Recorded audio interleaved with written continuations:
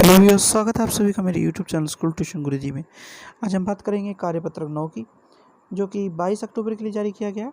ये कक्षा 10 का हिंदी विषय का कार्यपत्रक है। यहाँ बच्चे अपना नाम लिखेंगे और यहाँ अपने कक्षाध्यापक नाम लिखेंगे। हमारा पाठ चल रहा है आपकी वासंत पाठ्य पुस्तक का बस की यात्रा, जो कि एक व्यंग्यात्मक पाठ है जो और बहुत ही अच्छा और रोचक पाठ है, जिसमें लेखक यात्रा कर रहा है एक ऐसी बस की जो कि काफ़ी पुरानी है, जिस वजह से उसे कई तरह की परेशानियों का सामना करने को मिल रहा है, कई तरह की चीज़ों को देखने को मिल रहा है और ऐसा अनुभव हो रहा है उसे कि अब मेरा क्या होगा, क्या मैं अपनी यात्रा को पूरा कर पाऊँगा या ऐसे ही कुछ और दुर्घटना या घटना मेरे साथ घट जाएगी। तो चलिए देखते हैं कि आज के कार्यपत्रक में इसमें क्या बताया गया है। चलिए देखते हैं। एक पुलिया के ऊपर पहुंची ही थी कि टायर फिस करके बैठ गया। वह बहुत जोर से हिलकर थम गई।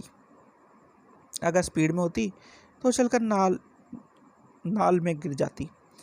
मैंने उस कंपनी के हिस्सेदार की तरफ पहली बार श्रद्धा भाव से देखा।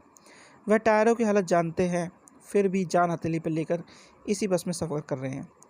उत्सर्ग की ऐसी भावना दुर्लभ है। सोचा इस आदमी के साहस और बलिदान की भावना का सही उपयोग नहीं हो रहा। इसे तो किसी क्रांतिकारी आंदोलन का नेता होना चाहिए। अगर बस नाले में पड़ती और हम सब मर जाते तो देवता बाहें पसारे इसका इंतजार करते और कहते, वह महान आदमी आ रहा है जिसने एक टायर के लिए प्राण दे दिए, मर गया पर टायर नहीं बदला। तो क्या हुआ कि बस कुछ दूर चली अब की बार, और वह जब कुछ दूर चली तो पुलिया पहुंची। पुलिया पर पहुंचने पर टायर उसका पंचर हो गया। तो जब पंचर हो गया टायर, तो जो कंपनी के हिस्सेदार थे उसकी तरफ लेखक ने बड़े ही श्रद्धा भाव से देखा कि ये कैसा आदमी है जिसने अपने एक टायर को नहीं बदला, जिसकी वजह से उसकी भी जान जा सकती थी, क्योंकि वह खुद उस बस में यात्रा कर रहा था। ये तो ऐसा हो गया कि ये व्यक्ति एक तरह से कंजूस मक्खी चूस किस्म का है, जो ना सिर्फ हम लोगों के लिए यानी कि लेखक के लिए है, बल्कि देवता भी जब देखेंगे उससे तो कहेंगे कि ये इतना बड़ा कंजूस मक्खी चूस है, तो इसके स्वागत में खड़े हुए मिलेंगे बच्चों। ठीक है, चलो तो आगे देखते हैं आगे क्या कहता है। दूसरा घिसा टायर लगाकर बस फिर चली। अब उसने वक्त पर पन्ना पहुंचने की उम्मीद छोड़ दी थी। पन्ना कभी भी पहुंचने की उम्मीद छोड़ दी थी। पन्ना क्या कभी भी पहुंचने की उम्मीद छोड़ दी थी। लगता था जिंदगी इसी बस में गुजरनी है और इससे सीधा उस लोक का प्रयाण कर जाना है। इस पृथ्वी पर उसकी कोई मंजिल नहीं है। हमारे बेताबी तनाव खत्म हो गया।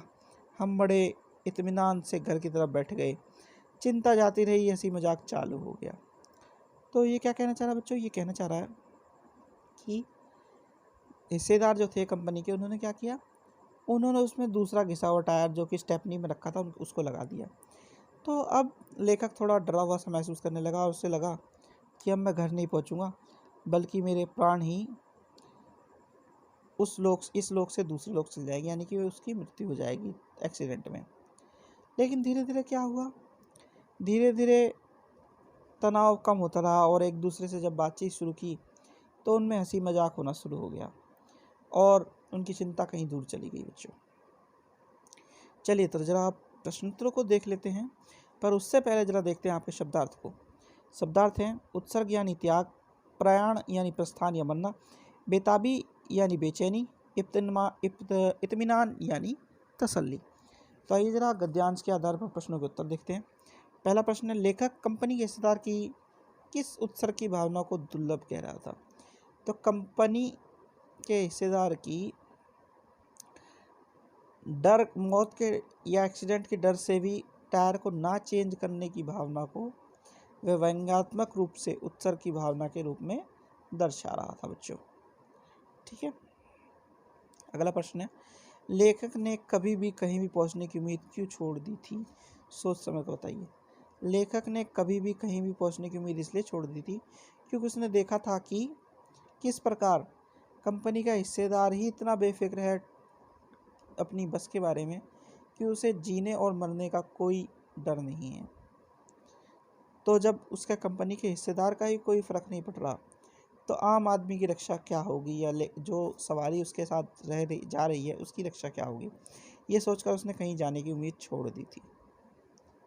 प्रश्न नंबर 3 है, पूरे पार्ट में आपको सबसे अच्छा अंश कौन सा लगा? वैक्यूम। तो एक बात बताऊं बच्चों, मुझे पूरे पार्ट में ये टायर फटने वाला किस्सा ही सबसे अच्छा लगा। वैसे आपको कौन सा अच्छा लगा ये ज़रूर बताइएगा बच्चों। चलिए अगला प्रश्न देखते हैं। अगला प्रश्न है, यदि आप लेखक के साथ उस बस में यात्रा कर रहे होते तो आपका अनुभव क्या होता? कल्पना कर अपने अनुभव को लिखिए। तो अगर हम लेखक के साथ उस बस में यात्रा कर रहे होते तो हमारा अनुभव भी ऐसा ही कुछ होता, क्योंकि हम परेशान हो चुके होते, बहुत बुरी तरह डर चुके होते एक तरह से, क्योंकि बस एक तो पुरानी, ऊपर से उसका कभी इंजन बंद हो जाता है, कभी पेट्रोल का पंप या तेल का जो पंप है वो बंद हो जाता है, कभी उसकी टंकी फूट जाती है, कभी टायर पंचर हो जाता है। तो इन सब कारणों की वजह से हम डरते भी और यात्रा करनी भी ज़रूरी हो जाती है हमारे लिए भी। चलिए तो अगला प्रश्न देखते हैं, गतिविधि। तो गतिविधि क्या है आइए देखते हैं। क्या आपके साथ कभी ऐसा हुआ है जब आपने किसी डर की चिंता छोड़ दी हो और आप निश्चित हो गए हो? इस अनुभव को लिखिए। आप उस घटना को याद करने से में अपने घर के सदस्यों की सहायता ले सकते हैं। तो बच्चों ये प्रश्न आपको खुद करना है। इसमें करना क्या है कि कभी ऐसी घटना घटी हो आपके साथ जैसे कि लेखक के साथ घटी है, ऐसी कोई घटना का जिक्र करते हुए आपको बताना है कि ऐसा कब हुआ, कैसे हुआ और किस लिए हुआ। आप इसमें अपने बड़ों की सहायता ले सकते हैं बच्चों।